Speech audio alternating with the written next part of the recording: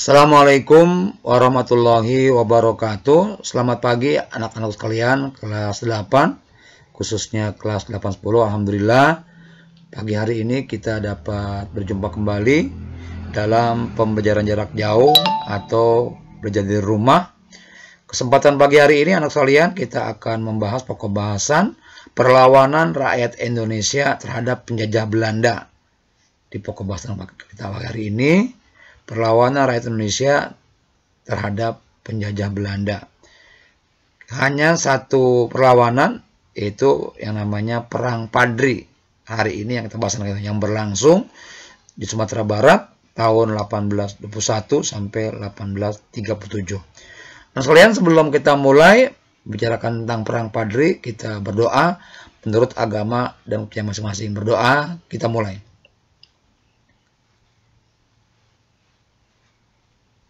Selesai sekalian, kita masuk pokok bahasan perlawanan rakyat Indonesia terhadap penjajah Belanda. Hanya satu perlawanan, yaitu perlawanan rakyat Sumatera Barat, yaitu Perang Padri. Nanti kita lanjutkan dan perang-perang yang lainnya setelah ini. Nah sekalian, kita mulai. Perang Padri ini berlangsung di Sumatera Barat. Ya, itu tahun 1821 sampai 1837. Perang ini awalnya ya ada kelompok kaum muslimin ya yang bernama kaum Padri bertentangan dengan kaum adat yang ada di Sumatera Barat. Itu awal mulanya. Nah, karena merasa kaum adat ini terdesak oleh ajaran Islam yang berlangsung waktu itu, maka Belanda lah yang akhirnya bekerja sama dengan kaum adat. Maka sehingga dari situ itulah awal munculnya hingga perang diadu domba oleh Belanda. Perang awal dengan rakyat sendiri, dibantu oleh Belanda. Itu awalnya. Kita lihat langsung ya sejarah ringkasnya. Ini latar belakang Perang Padri. Pada awal abad 19 muncul kelompok gerakan Wahabi di Sumatera Barat yang bertujuan memurnikan kehidupan Islam. Kelompok pendukung gerakan ini dikenal sebagai kaum Padri. Gerakan kaum Padri mendapat tantangan dari kelompok kaum adat. Nah, pemerintah kolonial Belanda berpihak kepada kaum adat. Maka diadu domba, ya. Itu. Ini timbul perjanjian. Kemudian berdasarkan perjanjian itu, Belanda menduduki beberapa daerah Sumatera Barat. Peristiwa itu menandai dimulai Perang Padri. Ini awalnya seperti asalnya. Ini tokoh-tokoh yang pemimpin dalam Perang Padri. Datu Malimbasa, Tuanku Nan Cerdik, Tuanku Tambusai, Tuanku Nan Alahan, Datu Bandoro, Tuanku Pasaman, dan Tuanku Nan Renceh. Ini tokoh pemimpin perang di Perang Padri. Ini pada mulanya sekalian nih. Ya, ini lihat di kaum adat ini punya kebiasaan sendiri, ya, yang jelek, yang bisa merusak masyarakat. Ini itu saja yang kaum Padri mencegahnya. Tapi karena dia merasa makin terdesak, maka dia minta bantuan Belanda, kalian ya. Ini satu. Perhatikan maksudnya. Jadi Belanda itu sengaja membantu kaum adat untuk melawan kaum Padri. Inilah kelicikan Belanda. Ya, jadi dimanfaatin rakyat Minangkabau sendiri, ya, anggap perang bersama saudaranya. Ini antara lain. Nah, ini perjanjian yang dilakukan oleh Belanda akan mengakui kekuatan Tuanku Keramat di Lintau.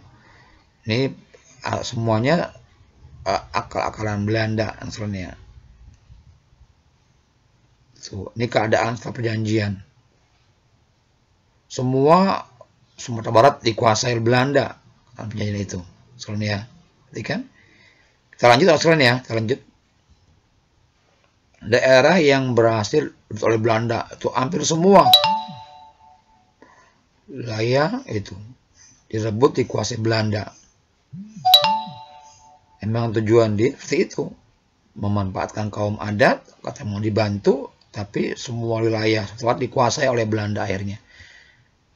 Nah, akhirnya karena melihat kaum Padri juga sering terdesak, kaum adat akhirnya sadar. Nah, mereka minta bersatu, minta berunding agar bersatu. Ya, ini.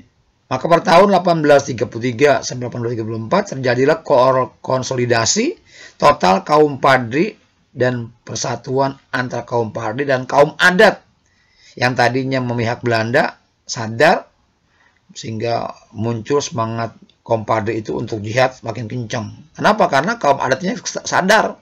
Ya, kita gabung itu jadi 1833 sampai 1834 jadi konsolidasi, ya, penyatuan kaum adat dan kaum Padri. Alhamdulillah, ya, soalnya. Nah, kegiatan perang ini karena kaum adat udah nyatu dengan kaum Padri, makin semangat, perang makin tinggi. Ini jadi anak-anak ini. Perhatikan ya. Baca sendiri ya. Selanjutnya, usaha perebutan daerah yang tadinya dikuasai Belanda karena kaum Padri makin kuat bersatu dengan kaum adat, diambil kembali itu. Semua yang dikuasai Belanda diambil kembali, ya. Benteng Bonjol, Simawang, Tarantang, Tunggang, Lubuk, Ambalau, di Pasaman, kemudian Juni 1833, Bo Tambangan, Gubuk, Singgantang, di Tanah Datar, dan semuanya. Ya, pada tanggal 20 Oktober 1833, pemerintah Belanda mengumumkan apa yang dikenal dengan plakat panjang. Nih, kembali dia berusaha untuk ngakalin lagi. Ya, ini si plakatnya. Lihat, isinya ini. Belanda berusaha punya ngakalin ya kaum Padri atau orang-orang Minangkabau itu. Isi plakatnya ini nasulan ya. Kejatuhan kaum Padri. Akhirnya lama-lama karena Belanda kuat, ya kaum Padri akhirnya jatuh juga nasulan. Perhatikan ya. Tuanku nan tinggi yang tahu betul kekuatan dan kelemahan ya Padri Bonjol menyerah akhirnya. Benteng Bonjol jatuh ke tangan Belanda tanggal 16 Agustus 1837 ini. Nah, runtuhnya kaum Padri dan Imam Bonjol. Perhatikan ya. Jatuhnya Imam Bonjol menyebabkan pusat perjuangan Padri ini dipindahkan ke Dalun-Dalu di bawah komando Tuanku Tambusai. Tetapi Dalu-Dalu pun dapat direbut Belanda tanggal 28 Desember 1838. Kemudian gerakan Padri di Kubung 13 Solok dapat pula ditaklukkan Belanda pada April 1838. Akhirnya pada tanggal 28 Oktober 1837, Tuanku Bonjol yang tak tahan melihat penderitaan keluarganya bersedia berdamai dengan syarat ia tidak akan diasingkan dari tanah Minangkabau. Tapi semuanya ya tipe bos lihat Belanda, ya dia pun akan tetap diasingkan. Awalnya ke Sukabumi Jawa Barat, dipindahkan ke Manado, Sulawesi Utara, dan dia wafat 12 Zulhijjah 1238 atau 8 November 1854 dan dimakamkan di Lutak Manado. Ini kalian. Berakhir yang selanjutnya kita terakhir tugas anak kalian. Ini tugasnya Jawa Barat penyanyi di bawah ini. Nomor 1, perang Padri berlangsung berapa lama? Nomor 2, jelaskan latar belakang perang Padri. Yang ketiga, menurut kalian apa yang menarik dari peristiwa perang Padri ini anakku semua? Ini 3 soal kamu jawab seperti biasa. Kamu japri ke jawab Bapak. Sekalian sampai sini saja PJJ kita pagi hari ini. Kita berjumpa lagi di PJJ berikutnya dengan perawanan yang lain. Ini Sumatera Barat, nanti mungkin nanti Maluku dan yang lainnya. Makanya kita bahas satu-satu. Akhir kata, ucapkan Assalamualaikum warahmatullahi wabarakatuh.